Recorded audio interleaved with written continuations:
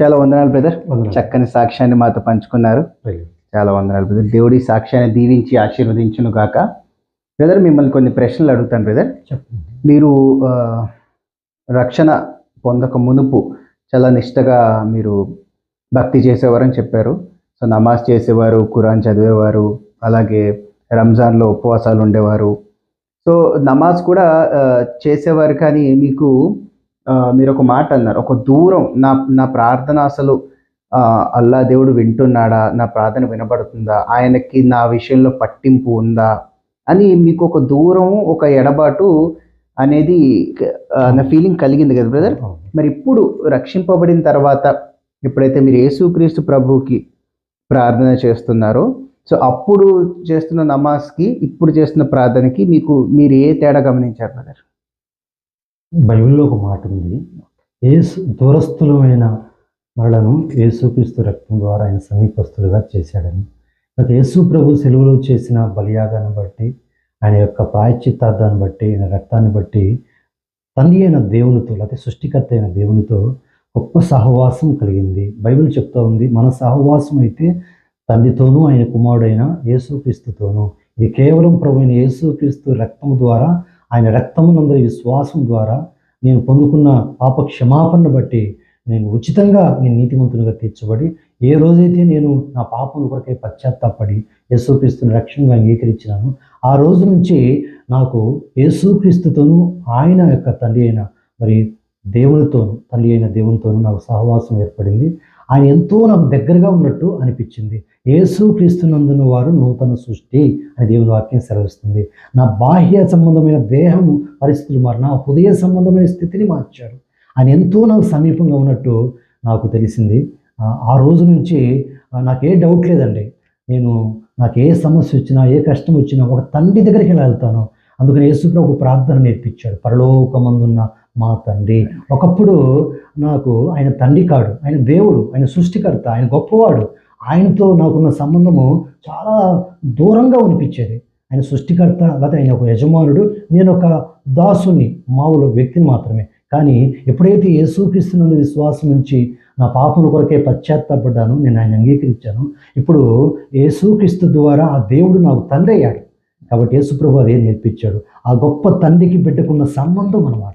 ఆ గొప్ప సామీప్యత నేను 30 సంవత్సరాలుగా అనుభవించగలుగుతా ఉన్నాను.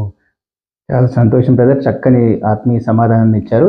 ఇంకోటి, మీరు నమాజ్ చేస్తున్న సమయంలో కానీ, రంజాన్లో ఉపవాసం ఉన్నప్పుడు కానీ, దేవునికి ఎక్కువ దగ్గర అవ్వాలని మీరు ఎక్కువ ప్రయాసపడినట్టు మాకు అర్థమవుతుంది. సో ఎంత మీరు దేవునికి దగ్గర అవ్వాలనుకున్నా, మీకు దేవుడు అంటే ఆయన ఎక్కడో పరలోకంలో ఉన్నాడు, నా ప్రార్థన ఆయన వరకు వెళ్తుందా, లేదా అసలు ఆయన మాట్లాడతాడా అని మీకు ఒక సందేహం, ఎప్పుడు అంత ఇంటిమేట్ రిలేషన్ లేదు మీకు అల్లా దేవుడికి. మీరు మారు మనసు పొందకముందు, మారు మనసు పొందిన తర్వాత మరి మీ సాక్ష్యం వింటే మీరు ఎన్నోసార్లు దేవుని స్వరాన్ని విన్నారు కదా బ్రదర్. మరి అది హృదయంలో విన్నారా, చెవులారా విన్నారా, అది మీరు స్పష్టత ఇవ్వండి. అలాగే మరి లేచి ప్రార్థన చేసుకో అని మీరు పడుకున్న సమయంలో దేవుడు మీతో మాట్లాడడము, అలాగే ఎన్నో విషయాల్లో, ఇంకా మరెన్నో విషయాల్లో మీరు దేవుని స్వరము విని, ఎందుకంటే అప్పుడు మీకు బైబిల్ తెలియదు, వాక్యం తెలియదు కాబట్టి. సో ఇంతకు ముందు వినని స్వరం, ఇంతకు ముందు మీరు 17 సంవత్సరాల్లో ఎన్నడూ దేవునితో అటువంటి స్వరము వినే సహవాసం మీరు లేనప్పుడు, యేసు ప్రభులోకి వచ్చిన తర్వాత ఆయన స్వరాన్ని వినడము, అలాగే ఆయన దగ్గర సంబంధం కలిగి ఉన్నప్పుడు మీకు ఎలా అనిపించింది బ్రదర్? చాలా తేడా అనిపించిందండి. నేను యేసుక్రీస్తునందు విశ్వాసం ఉంచిన తర్వాత, ముఖ్యంగా నేను రేడియోలో సువార్త విన్న తర్వాత, నేను విన్న వాక్యము, ప్రయాసపడి భారం మోసుకుంటున్న సమస్త జనులారా నా ఎద్దుకు రండి, నేను మీకు విశ్రాంతి కలగజేతును. ఆ మాటను ప్రభు పదే పదే జ్ఞాపకం చేసేవారు. అంటే మన చెవులకు వినపడే స్వరం కాదు, కానీ దేవుని యొక్క ఆత్మస్వరం అది నాకు వినపడతా ఉండేది. అంటే ఈ చెవులకు వినపడతాను చెప్పలేదు, మారుమ్రోగుతూ ఉండేది అన్నమాట. నాకు ఎవరో మాట్లాడుతున్నట్టుగా అనిపించేది అనమాట. అంటే రక్షించబడక మునిపే, అంటే ఆ వాక్యం విన్న తర్వాత నుంచే ప్రభు నాతో మాట్లాడటం ఆ విధంగా మొదలుపెట్టాడు.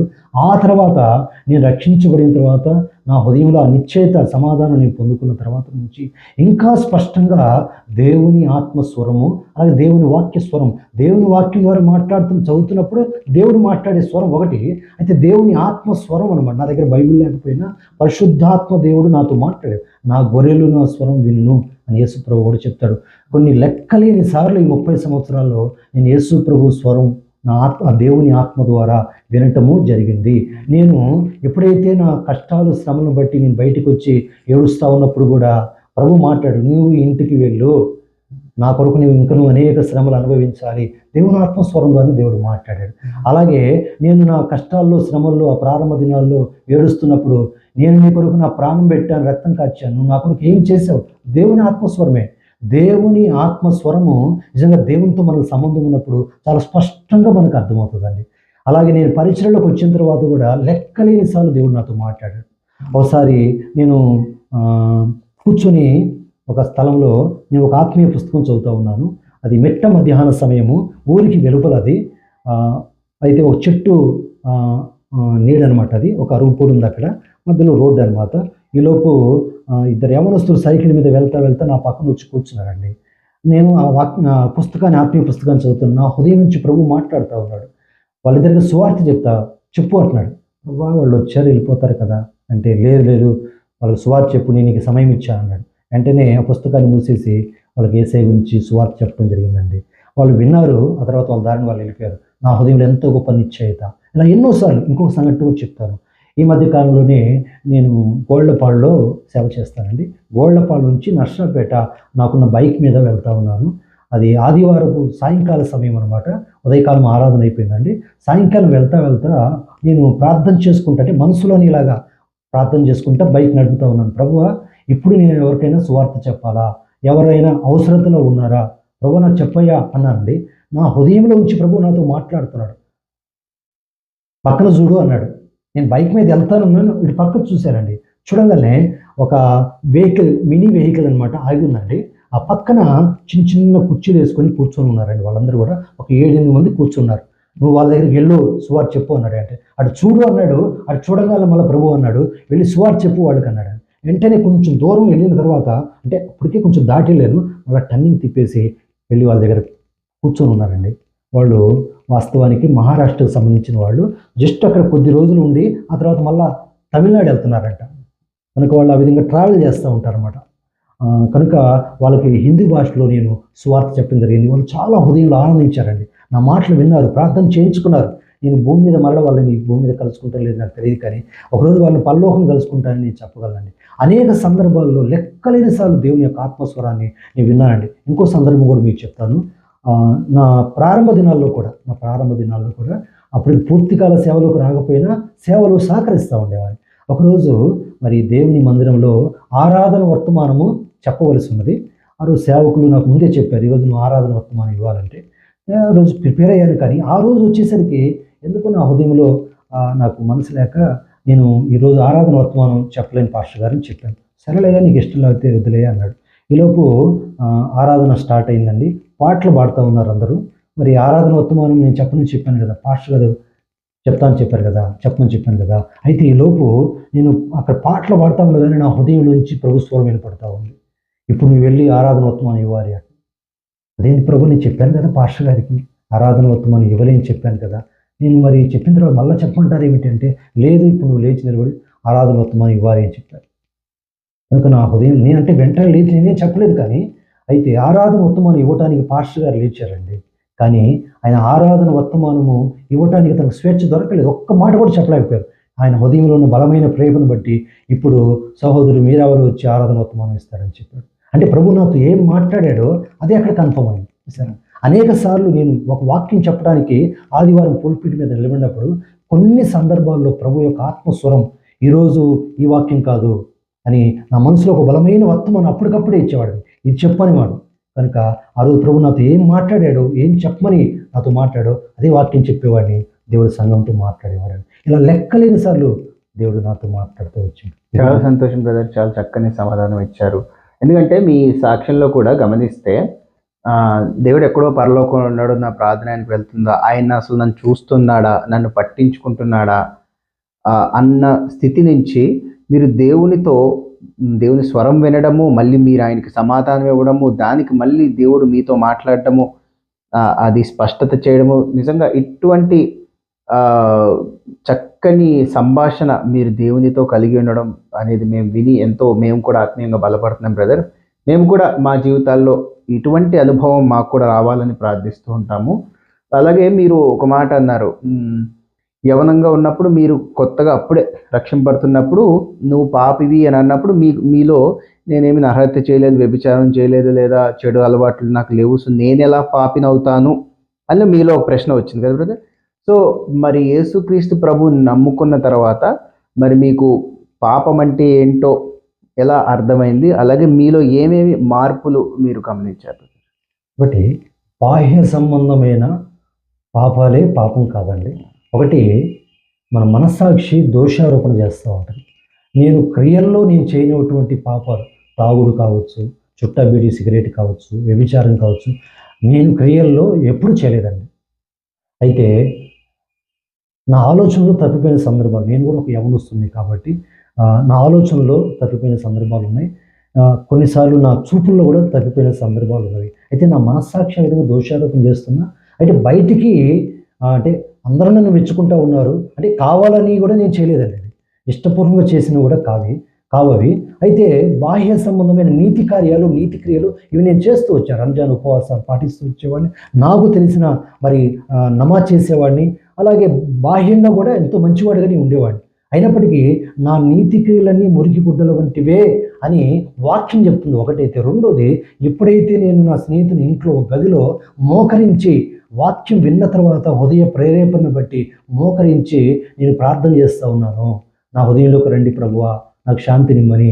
అయితే దుష్టులకు నెమ్మది ఉండదని దేవుని వాక్యం సెలవిస్తూ ఉందండి. అంటే నా హృదయంలో మనస్సాక్షి దోషారోపణ ఉంది, కానీ దాన్ని నేను అదిమపడుతూ వచ్చాను. కానీ ఆ రోజు ఎప్పుడైతే నేను మోకరించానో, నా తప్పులు ఏమైనా ఉంటే క్షమించాయా, అంటే నేను నిజంగా చేశాను లేదు తర్వాత సంగతి, క్రియలు నేను చేయలేదు. అయితే బాహ్య అంతరంగంలో ఉన్న నా ఆలోచనలో తప్పిపోయిన స్థితి ఉంది. కానీ ఎప్పుడైతే ప్రభు నా తప్పులు ఏమైనా ఉంటే క్షమించమని అడిగానో, వెంటనే నాలో ఉన్న రహస్య పాపము, అంటే నా ఆలోచనలో చూపుల్లో తప్పిపోయినవి, అంటే నా నీతి క్రియలన్నీ మురికి గుడ్డల వంటివి అనిపించింది. నేను ఒక్కసారిగా నేనెంత ఘోర పాపినో అన్నంత గ్రహింపు నాకు కలిగిందండి.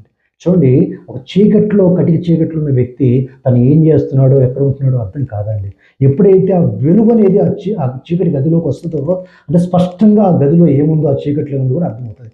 మానవ పాపి హృదయంలో ఉన్న చీకటి అది అర్థం కావాలంటే దైవ సన్నిధిలో, ఆయన ముఖకాంతిలో మాత్రమే అది మనకు అర్థమవుతుంది. అందుకనే మరి మోషే కూడా అంటాడు 90 నీ ముఖకాంతిలో మా రహస్య పాపములు కనపడుచున్నవి. ఆ రాత్రి ఆ విధంగా నా రహస్య పాపములను, నా ఆలోచనలు, తలంపులు, చూపుల్లో ఇవన్నీ కూడా నా నీతి క్రియలు సైతం మురికి గుడ్డల వంటివి. అంటే ఒక్కసారిగా ఒక మురికి గుడ్డ వేసుకొని ఎలాగ దేవుని సన్నిధిలో దేవుని నిలబడ్డానో నాకు అర్థమైంది. నేను పాపినని, నేను పరిశుద్ధులని గ్రహించాను. ఆ రాత్రి నా పాపం కొరకై పశ్చాత్తాపడినప్పుడు నా హృదయంలో స్థిరమైన రక్షణ నిశ్చయితిచ్చాడు, నా పాపాలన్నీ క్షమించబడ్డ నిశ్చయితిచ్చాడు. నేను మారు మనసు పొందిన తర్వాత, అంటే ఆ రాత్రి నుంచి నాలో వచ్చిన మార్పు ఏమిటంటే, ఇక బాహ్యంగా మంచి క్రియలు చేయటమే కాదు, నా అంతరంగంలో సైతం ఒక చిన్న ఆలోచన రాగానే వెంటనే నేను పశ్చాత్తాపడ్డాను. అది ఎవరు నాకు చెప్పలేదు, నాలో ఉన్న ఆ ప్రభువే, లేకపోతే పరిశుద్ధాత్మ దేవుడే నా యొక్క ప్రతి చిన్న ఒక అబద్ధమాడినా వెంటనే అర్థమైపోయేదాన్ని. వెంటనే నా మనస్సాక్షిగా దోషారోపణ వెంటనే నేను పశ్చాత్తాపడేవాడిని. నేను దేవునితో ఉన్న సంబంధము నాకు ఎంతో ఆనందంగా, మధురంగా ఉండేది. కొన్నిసార్లు దేవునికి అయిష్టమైనది ఒక చిన్న ఆలోచన వచ్చినా నేను వెంటనే నా హృదయంలో అంత సంతోషంగా దేవునితో గడిపేవాడిని కాదు. మళ్ళీ ఇది గ్యాప్ వచ్చేది, నాకు అర్థమైందనమాట. వెంటనే పశ్చాత్తాపడేవాడు, ఎప్పటికప్పుడు వెంటనే ఆలస్యం చేసేవాడిని కాదు, పశ్చాత్తాపడేవాడు. ఆ విధంగా మరలా దేవునితో ఉన్న సంబంధాన్ని నేను కొనసాగిస్తాను. ఈ 30 సంవత్సరాలుగా కూడా, 30 సంవత్సరాలుగా ఒక చిన్న ఆలోచన, ఒక చిన్న తలంపు, ఒక చిన్న మాట తొందరపడి మాట్లాడిన నా మనస్సాక్షి ఆ విధంగా దోషారోపణ చేస్తున్నప్పుడు, వాక్యం ద్వారా కావచ్చు, పరిశుద్ధాత్మ దేవుడు నా మనస్సాక్షి ద్వారా ఒప్పించడం కావచ్చు, వెంటనే సరి చేసుకునేవాడిని. ఆ విధంగా ఆయనతో ఉన్న సంబంధాన్ని నేను కొనసాగిస్తాను. అది నాలో వచ్చిన మార్పు. చాలా సంతోషం బ్రదర్. ఎందుకంటే మీరు రక్షింపబడక మునుపు శారీరక పాపాలే పాపాలు అనుకున్న సమయంలో ఎప్పుడైతే యేసుక్రీస్తు వెలుగులోకి మీరు వచ్చారో, మీ శారీరక పాపాలు కాకుండా హృదయంలో అంతరంగ పాపాలు ఏదైతే కంటికి కనబడని శరీరంతో చేసేవి కానివి హృదయంతో చేసేవి కూడా పాపాలని దేవుడు మీ మనోనేత్రములు తెరిపించి చక్కని మీకు అవగాహన పాపం మీద కలిగించాడు కదా బ్రదర్. చాలా చాలా వందనాలు బ్రదర్, చాలా చాలా సంతోషం. అలాగే ఇక్కడ మనం చూస్తే మీకు 6 సంవత్సరాలు ఉన్నప్పుడే మీకు మరణం గురించి, మరణం తర్వాత మన పరిస్థితి ఏంటి, ఎటు పోతాము, నరకానికి వెళ్ళిపోతామా, పరలోకానికి అసలు వెళ్తామా అన్న ఆలోచనలు మీకు అంత చిన్న వయసులోనే కలిగాయి కదా బ్రదర్. ఆరవ సంవత్సరం కాదండి, నేను 6వ తరగతి చదువుతున్నప్పుడు. ఓకే, 6వ తరగతి, రైట్. ఓకే, 6వ తరగతి అంటే ఒక 12 సంవత్సరాల వయసులో. సో అది కూడా చిన్న వయసే చెప్పాలంటే, అంత డీప్గా ఆలోచించారు కదా బ్రదర్. సో 12 సంవత్సరాల వయసులో ఉన్నప్పుడే మీకు మరణం తర్వాత ఏమవుతుంది, నా ఆత్మ ఎటుపోతుంది, నిత్య జీవము నేను వెళ్తానా వెళ్ళనా, నాకు రక్షణ నిశ్చయత, శాంతి, సమాధానము, నెమ్మది, మీరు ఆకలితో దాహంతో పరితపిస్తూ ఉన్నారని మాకు అర్థమవుతుంది. సో మీరు పెద్దలను అడిగారు, వాళ్ళు కూడా మీకు సాటిస్ఫై అయ్యే సమాధానాలు ఇవ్వలేదు. ఏదో నీతి కార్యాలు చేయాలా, మంచి కార్యాలు ఎక్కువ తూకం ఉంటే చెడు కార్యాల కంటే మీకు వచ్చే అవకాశాలు ఉంటాయి పరలోకం అని చెప్పారు, కానీ మీరు సాటిస్ఫై అవ్వలేదు అటువంటి దానికి. ఇంకా చాలా మందిని కూడా అడిగారని చెప్పారు కదా బ్రదర్. మీరు మీ మదర్ని అడిగారా, ఎవరిని అడిగారు? నేను ముస్లింగా ఒక మత పెద్దని అడిగాను. అవును, మత పెద్దని, ముఖ్యంగా మత పెద్దని అడిగాను. ఓకే. సో అలా అడిగినప్పుడు మీకు దాని జవాబు మరి మీకు ఎప్పుడు దొరికింది, ఎలా దొరికింది? ఎప్పుడైతే ప్రభువైన యేసుక్రీస్తునందు నేను విశ్వాసం ఉంచానో, ఆ రాత్రి సువార్త విన్న తర్వాత నేను ఆ గదిలో ఎప్పుడైతే నేను మోకరించి ప్రార్థన చేశానో, నా పాపను కొరకై పశ్చాత్తాపడ్డాను, యేసుక్రీస్తుని రక్షకుని నేను అంగీకరించాను. నేను అడిగాను, ప్రభుని నాకు ఆ శాంతిని ఇవ్వండి, నా హృదయంలో ఉన్న మరణ భయం కూడా తీసివేయండి అని. నా హృదయంలో భయం ఉంది, నేను చనిపోయిన తర్వాత అక్కడికి వెళ్తాను కనుక నాకు ఆ నిరీక్షణ కూడా లేదు కనుక నేను చనిపోయిన తర్వాత నేను మరి నిత్య జీవాన్ని నాకు కావాలి అని నేను ఆ రాత్రి అడిగానండి. ఆ రాత్రి ప్రభు నా పాపాలు క్షమించడమే కాదు, నా హృదయంలో శాంతిని ఇవ్వటం కాదు, నా హృదయంలో ఉన్న భయం, మరణ భయం కూడా తీసివేశాడు. మరణం తర్వాత జీవితానికి వచ్చి నిరీక్షణ లేని స్థితిని కూడా తీసివేసి నిరీక్షణ ఇచ్చాడు. బైబిల్ చెప్తా ఉంది, రక్షణ పొందిన ప్రజలకు నిరీక్షణ కూడా ఉంది. మనము నిరీక్షణ కలిగిన ప్రజలము అంటే ఇక మరణించిన తర్వాత కూడా ప్రభువుతో ఉంటాము అని నిశ్చయిత ఇచ్చాడు. నా హృదయంలో మరణ భయం లేదండి. పౌరుడు అంటాడు, బ్రతుకుట క్రీస్తే చావైతే లాభము. నేను వెడలిపోయి నా దేవునితో, నా క్రీస్తుతో కూడా ఉండవాలని నేను ఎంతో ఆశించుతున్నాను అంటాడండి. నేను రక్షించబడిన తర్వాత నాకు వచ్చిన గొప్ప ఆశీర్వాదం అదేనండి, నిశ్చయితనిచ్చాడండి. 30 సంవత్సరాలకు నాకు ఏ డౌట్ లేదండి. ఒకప్పుడు చనిపోయిన వారిని చూస్తే నిద్రపట్టేది కాదు, ఒక భయం. ఈరోజు నేను 30 సంవత్సరాలుగా కొన్ని వందల శవాల ముందు చెప్పగలండి. వాళ్ళు నాకు తెలిసినా తెలియపోయినా నేను అక్కడ చూడటానికి వెళ్ళేవానండి. ఇప్పుడు రక్షించబడిన తర్వాత కూడా నేను చూడటానికి వెళ్ళేవాడిని, అక్కడున్న వారికి సువార్త చెప్పాను. ఒకప్పుడు నాకు ఈ భయం ఉండేది, కానీ యేసుక్రీస్తు ద్వారా ఈ భయం పోయి నాకు నిరీక్షణ వచ్చింది. మీరు కూడా నమ్మండి, ఈ యేసుక్రీస్తు ద్వారా మీకు నిరీక్షణ ఉంది, నిశ్చయిత ఉంది, నిత్యజీవం ఉందని సువార్త చెప్తూ వచ్చాను. ఈరోజు శవాల ముందు అంటే డెడ్ బాడీస్ ముందు నేను ఒకప్పుడు భయంతో ఉన్న నేను ఎంతో సంతోషం, నిరీక్షణతో సువార్త చెప్పాను. ఈరోజు నేను మరణిస్తే ప్రభుత్వం ఉండడానికి గొప్ప నిరీక్షణ యేసుక్రీస్తు ద్వారా నాకు కలిగింది. చాలా సంతోషం బ్రదర్. మీకు ఎప్పుడైతే యేసుక్రీస్తు ప్రభు నమ్ముకున్నారో మీలో మరణ భయం పోయింది, మరణం తర్వాత ఎటు పోతానా అన్న కన్ఫ్యూజన్ పోయింది. చాలా సంతోషం బ్రదర్. ఎందుకంటే మీరు ఒక చక్కని మాట ఇక్కడ అన్నారు, రాత్రి 1993 డిసెంబర్ 31 నైట్ మీరు ఎప్పుడైతే రక్షణ అనుభవంలోకి వచ్చారో, రక్షణ నిశ్చయతని పొందుకున్నారో, అప్పుడు మీరు ఒక మాట అన్నారు, ప్రార్థన ఒక మధురమైన అనుభూతిగా మారిందన్నారు.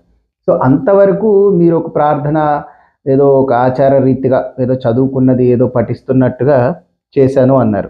సో అది అటువంటి ప్రార్థన నిజ దేవుణ్ణి తెలుసుకున్నాక అది మధురమైన అనుభూతి, అంటే అంత క్లోజ్ రిలేషన్షిప్ మీరు దేవునితో రావడం జరిగింది. సో అటువంటి మధురమైన అనుభూతి ఇంతకాలం నేను పొందలేదు అని ఒక ఎప్పుడన్నా అనిపించిందా బ్రదర్ మీకు? ఖచ్చితంగా. ఎందుకంటే సుప్రభుని ఎరగకమునుపు, జదేవుని ఎరగకమునుపు నాకు తెలిసిన భక్తి మతాచారాలు నేను చేస్తున్నప్పుడు నా హృదయంలో ఉన్న వేదన నమాజ్ చేయటమే కాదు, కొన్ని సూరాలను అలవాటుగా వలించడమే కాదు, వ్యక్తిగతంగా కూడా నేను నేర్చుకుంటాము, అలాగే ప్రార్థన చేసేవాడిని. అయినా సరే నా హృదయంలో ఆ సమాధానం కానీ, ఆనందం కానీ, అనుభూతి కానీ నాకు కలిగేది కాదు.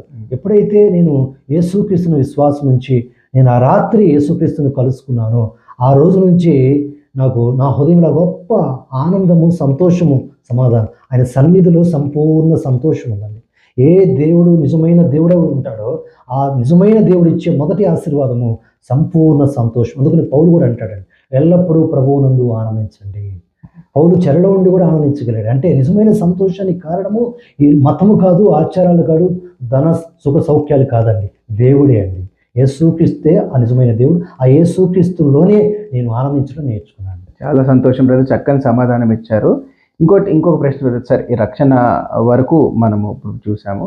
రక్షణ తర్వాత ఎప్పుడైతే మీ తండ్రి గారికి మీరు యేసు ప్రభుని నమ్ముకున్నారని తెలిసిపోయిందో, ఇది మీ ఫ్రెండ్స్ వచ్చి చెప్పడం, మీ చర్చ్కి ఇంకా రాలేదు ఏంటి అని వాళ్ళే మీ ఇంటికి వచ్చేయడం వల్ల మీ ఫాదర్కి తెలిసిపోయింది అన్నారు కదా. సో మరి తెలిసినప్పుడు ఇంట్లో అంత గొడవ అవ్వడం, అలాగే సొంత వారే, నా కన్న ఇంటి వారే నాతో ఎవరు సరిగా మాట్లాడాలని స్థితి వచ్చింది అన్నారు. సో ఇంట్లో అందరూ ఉంటూ కూడా మీరు ఒంటరితనాన్ని అనుభవించారు. తర్వాత అందరూ ఫ్యామిలీ మెంబర్స్ అందరూ కనబడిన ప్రతి ఒక్కరు మీకు క్లాస్ తీసుకోవడం, తిట్టడం. సో మీరు అందరూ ఒకవైపు, మీరొక్కరు ఒకవైపు అయిపోయారు, అంతే కదా. సో అటువంటి సమయంలో మీకు అనిపించిందా ఎప్పుడన్నా నా వారందరూ నాకు దూరం అయిపోయారు అని బాధ కలిగిందా, లేదా యేసు ప్రభు నాకు నిజదేవుణ్ణి తెలుసుకున్నానన్న సంతోషమే మీకు ఎక్కువ అనిపించిందా? సహజంగా వచ్చే బాధ ఏమిటంటే, ఇంటి వారందరూ, బంధువులు, స్నేహితులు నాతో ఎవరు మాట్లాడట్లేదే, అందరూ దూరంగా ఉంటున్నారే, నన్ను దూరం చేశారే అన్న ఒక భౌతిక సంబంధమైన బాధ ఉన్నప్పటికీ కూడా ఆత్మ సంబంధంగా నా హృదయంలో గొప్ప సంతోషం. ఎందుకంటే ఒకప్పుడు అందరూ నాతోనే ఉన్నారు, కానీ నా హృదయంలో నిజమైన సంతోషము ఎవరు ఇవ్వలేకపోయారు. నా మతం ఇవ్వలేదు, నా ఆచారాలు, మా పెద్దలు, మా బంధువులు, స్నేహితులు వాళ్ళందరూ ఉన్నప్పుడు కూడా నా హృదయంలో ఒంటరితనం అనుభవించాను. కానీ మనుషులు ఈరోజు నన్ను ఒంటరివారు చేసి అందరూ దూరం అయిపోయారు. కానీ నిజమైన సృష్టికర్తను దేవుని ఎరిగిన తర్వాత నా హృదయంలో నా ఆత్మ సంబంధంలో ఒంటరితనం పోయిందండి. అప్పుడు మిగతా వారు ఎవ్వరూ ఉన్నప్పటికీ కూడా నేను పొందినటువంటి తృప్తి, ఆనందము, సంతోషము నేను ఒంటరిగా ఉన్నప్పుడు కూడా యేసుక్రీస్తులో పొందుకున్నాను. కనుక నాకు ఏ బాధ లేదండి, వాస్తవంగా ఆత్మసం ఏ బాధ లేదండి. అంతకు ముందు కంటే ఇంకా ఎక్కువ సంతోషాన్ని అనుభవించాను. బైబిల్లో ఒక మాట రాయబడింది, క్రీస్తు అనుగ్రహించే సమాధానము మీ హృదయములలో ఏలుచుండని, సమస్త జ్ఞానమునకు మించిన క్రీస్తు సమాధానం మీ హృదయములలో ఏలుచుండనియుడి. అదేనండి యేసు ప్రభు ఇచ్చే సమాధానం. ఆశ్చర్యమైంది, అది జ్ఞానమునకు మించిందండి. మనుషులు ఏమనుకుంటారంటే భౌతికంగా అన్నీ బాగుంటేనే సంతోషంగా ఉండగలం అనుకుంటారు, అందరూ ఉంటేనే బాగుంటాం అనుకుంటాం. అది కాదండి వాస్తవం. కానీ యేసుక్రీస్తు ఉంటే ఎవరున్నా లేకపోయినా మన హృదయంలో మునుపెన్నడూ లేటువంటి ఆదరణ, ఆనందము, సంతోషము అనుభవించగలం. అందుకనే దావీదు భక్తుడు అంటాడు కీర్తనలో, నీవు నాకుండగా లోకంలో ఏది నాకు అక్కరలేదు. ఈ లోకంలో వాస్తవానికి నేను అన్నీ విడిచిపెట్టేశానండి దాదాపుగా. అంటే లోకరీతికి, భౌతికంగా నేను క్రీస్తుని సంపాదించుకున్నాను. ఈరోజు నేను ఇదే చెప్పగలను, మరలా నాకు అన్ని దేవుడు ఇచ్చాడు, కానీ నేను ఏదైనా పోగొట్టుకుంటాను, కానీ నా యేసుక్రీస్తుని పోగొట్టుకొని నేను బ్రతకలేనండి. థ్యాంక్ యూ బ్రదర్, చక్కని సమాధానం ఇచ్చారు. ఇంకొక సందర్భంలో మీకు మత పెద్దలు అందరూ మీ ఇంటికి వచ్చి గొడవ చేయడం, మీ ఫాదర్ని తిట్టడం, మీ ఫాదర్ మిమ్మల్ని తిట్టడం, మీ మదర్ ఏడవడం, కుటుంబం అంతా అశాంతి, నెమ్మది లేనితనం, గొడవలు, ఏడుపులు. సో ఇవన్నీ మీ కుటుంబంలోకి వచ్చాయి. అంతకుముందు ఓన్లీ మీ హృదయంలోనే అశాంతి, అసమాధానము, కలవరం ఉండేది. ఇప్పుడు మీ హృదయంలో శాంతి, సమాధానము, రక్షణానందం వచ్చింది, కానీ కుటుంబంలో గొడవలు, కలహాలు, ఇప్పుడు మొత్తం మత పెద్దలు వచ్చి అంత గొడవగా అయిపోయింది. సో అప్పుడు మీకు ఆ సమయంలో ఏమనిపించింది బ్రదర్? హృదయంలో ఉన్న శాంతి, సమాధానం చూసి సంతోషించాలా? కుటుంబం అంతా ఇంత చెల్లాచెదరైపోయి ఇంత ఊరికి ఎక్కేసింది కదా కుటుంబం అంతా, ఇతని వల్లే ఇంత ఇదైందని. ఆ సిచ్యువేషన్లో కుటుంబంలో అశాంతి లేదా మీ మనసులో శాంతి, మీకు ఎలా అనిపించింది బ్రదర్ ఆ సమయంలో? ఆ సమయంలో దేవుని వాక్యమే నన్ను ఆదరించింది బ్రదర్. దేవుని వాక్యం ఏం చెప్తుందంటే, ప్రభువే చెప్పారు, ఒకని ఇంటి వారే వానికి విరోధులు అవుదురు.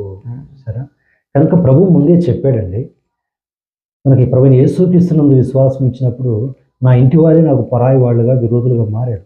అదేమో నాకు తెలియకుండా ఏం జరగలేదు. నేను వాక్యం చదువుతున్నప్పుడు ఆ వాక్యం ద్వారానే దేవుడు నాతో మాట్లాడాడు. కనుక ఆ వాక్యమే నన్ను బలపరిచింది. ఇలా జరుగుతుందని ముందే చెప్పాడు ఆయన.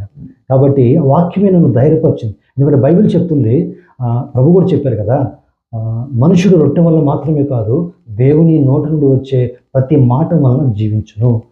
దేవుడు తన వాక్యం ద్వారా తన బిడ్డలను బలపరుస్తాడు. ఏ సందర్భంలో ఏమి కావాలో ఎలా మాట్లాడాలో దేవునికి తెలుసు కాబట్టి దేవుడు వాక్యం ద్వారా నాతో మాట్లాడేవాడు. కొన్నిసార్లు ఆ వాక్యం నా దగ్గర ఉండకపోవచ్చు, కానీ అంతకుముందు చదివిన వాక్యాన్ని పరిశుద్ధాత్మ దేవుడు నాకు జ్ఞాపకం చేసేవాడు. అలాగే నన్ను ఆదరించి ధైర్యపరిచేవాడు. అయితే ఆ ప్రారంభ దినాల్లో అంత వ్యతిరేకత, అంత ఆటంకం ఉన్నప్పటికీ ఎల్లకాలం అదే పరిస్థితి ఉంచలేదండి. ఎప్పుడైతే ప్రభు తన వాక్యం ద్వారా ఆదరించాడు, ప్రభువు కొరకు నేను నిలబడినప్పుడు ఈరోజు మా ఇంటి వారే నన్ను అర్థం చేసుకున్నారు. ఇప్పుడు నా బంధువులు నా దగ్గరికి వస్తూ ఉన్నారు. వాళ్ళందరూ చాలా మంచి రిలేషన్ నాకు కలిగి ఉన్నారు. కొంతమంది వాళ్ళు నా దగ్గరికి వచ్చి ప్రార్థన చేయించుకుంటున్నారు. దేవుడు ఆ విధంగా మార్చేసింది. చాలా చాలా సంతోషం బ్రదర్. ఇంకో ప్రశ్న అడుగుతాను బ్రదర్. మీ మదర్ ఎప్పుడైతే మరి మీరు వెళ్ళిపోయారని సూసైడ్ అటెంప్ట్ చేశారు 2 సార్లు. సో అప్పుడు కూడా ఇంట్లో అంతా కలవరము, మీరు వచ్చే టైంకి చాలా గొడవలు అయిపోయాయి. అప్పటికే చాలా చాలా పెద్ద గొడవలు అయిపోయాయి. మీరు చిన్నప్పటి నుంచి మీరు ఎక్కువ మీ మదర్ని ఎక్కువ ఇది క్లోజ్గా ఉండేవారు కదా. సో మరి అటువంటి తల్లి నా వల్ల ఇంత కన్నీరు పెట్టుకుంటుంది, ఆమెను ఇంత ఏడిపిస్తున్నాను, ఆమె నా కోసం ఆమె చనిపోవాలి, నేను భూమి మీద ఉండకూడదు అన్న స్థితి తీసుకొచ్చాను. కుటుంబాల్లో ఇంత నా తండ్రికి ఆనందం లేదు, తల్లికి ఆనందం లేదు, ఇన్ని గొడవలు కేవలం నేను యేసుప్రభువుని నమ్ముకోవడం వల్లే, వేరే కారణమే లేదు. ఎందుకంటే మీరు ఏదో చెడు అలవాట్లు ఉన్నాయనో ఇంకోటో కాదు. కాబట్టి ఎప్పుడైనా మీకు మనసులో యేసుప్రభుని నమ్ముకోకుండా ఉంటే అమ్మ ఈ స్థితికి వచ్చేది కాదు, నాన్న గొడవలు, అప్పుడు ఆ టైంలో అడుగుతున్నాను. సో ఇలా యేసుప్రభుని నమ్ముకోకుండా ఉంటే బాగుండేదా అని ఎప్పుడన్నా అనిపించింది? అలా ఎన్నడూ అనిపించలేదండి. ఇంకోటి చెప్తాను, మా అమ్మగారు చనిపోయే పరిస్థితి అది నాకు తెలియదు వాస్తవానికి పూర్తిగా. అయితే ఆ చెన్నై పట్టణంలో ఉన్నప్పుడు దేవుడే నా హృదయంలో ఒక బలమైన భారం కలిగించి ఆత్మ ప్రేరేపణ చేత ఆ రాత్రి నా చేత ప్రార్థన చేయించారు. ఆ ప్రార్థనకు జవాబుగా అమ్మను అద్భుతంగా మరణం నుండి తప్పించి తీసుకొని వచ్చాడండి. అదొక అద్భుతం. అయితే నేను అంటాను, భౌతిక మరణం ఉండే తప్పించలేని వాడు నిత్య మరణం నుండి కూడా తప్పించగలిగిన సమర్థుడు యేసుక్రీస్తు వారు. అంటే నా ప్రార్థనకు జవాబు ఒకటే వచ్చేసరికి నా హృదయంలో సంతోషం ఉంటుంది, కానీ నాకు బాధ లేదండి. అయితే తెలియని వారు, అంటే అర్థం చేసుకుంటూ వాడు నా సాక్షి ఉన్న తర్వాత ఒక సహోదరుడు వచ్చి చెప్పాడు, మీ అమ్మ నాన్న ఇంత ఏడిపించావేమిటి, ఎందుకు ఇలా చేసావు అన్నాడు. నా సాక్షి ఇంకా పూర్తిగా నీకు అర్థం కాలేదేమో, కానీ మా అమ్మా నాన్నని నేను ఏర్పించడం కాదు, నా ప్రభువుని సంతోష పెట్టే క్రమంలో కొన్నిసార్లు వాళ్ళు దుఃఖపడ్డారు, కానీ ఒకరోజు వారి రక్షణలోకి వచ్చినప్పుడు వారు ఇంకా ఎంతో సంతోషిస్తారు చెప్పడం. తాత్కాలికమైన దుఃఖం. చాలా సంతోషం బ్రదర్. చాలా చక్కని సమాధానాలు ఇచ్చారు. చాలా చక్కని ఆత్మీయమైన సమాధానాలు ఇచ్చి ఓపికతో సమాధానం ఇచ్చినందుకు చాలా చాలా సంతోషం బ్రదర్. విన్నారు కదా బ్రదర్ షేక్ నాగూర్ మీరావలి గారి గొప్ప అద్భుత రక్షణ సాక్ష్యాన్ని. మరి ఆయన ముస్లింగా ఉంటూ, ముస్లిం కుటుంబంలో పుట్టి చక్కగా ఆయన నమాజులు చేస్తూ భక్తిగా ఉంటూ, రంజాన్ టైంలో మరి ఆయన ఉపవాసాలు ఉంటూ చాలా భక్తిగా ఉన్న ఆయన హృదయంలో 12 సంవత్సరాల వయసు నుంచే హృదయంలో మరణం తర్వాత ఏం జరుగుతుంది, నిత్య జీవానికి సంబంధించిన ఆలోచనలు, శాంతి కావాలి, సమాధానం కావాలి, దేవునికి చేరువ అవ్వాలి, దేవుని స్వరం వినాలి, దేవునితో చక్కని సంబంధం కలిగి ఉండాలన్న ఆశ ఆకలితో ఆయన ఉన్నప్పుడు నిజ దేవుడైన నజరేయుడైన యేసుక్రీస్తు ఆయనను దర్శించి మరి ఆయన జీవితంలో శాంతిని, సమాధానాన్ని, అలాగే మరణ భయాన్ని తీసివేసి మరి ఆయన కుటుంబంలో కూడా తాత్కాలికంగా మరి శ్రమలు కలిగినను, మరి బ్రదర్ దేవుడు మీతో స్పష్టంగా మాట్లాడారు కదా, శ్రమలను నువ్వు పారిపోవద్దు, శ్రమలను ఫేస్ చేయి, ఒకరోజు నువ్వు విజయాన్ని పొందుకుంటావని దేవుడు ఆయన ధైర్యపరిచి మరి వ్యతిరేకిస్తున్న కుటుంబీకుల మధ్య తాను సాక్షిగా నిలబెట్టి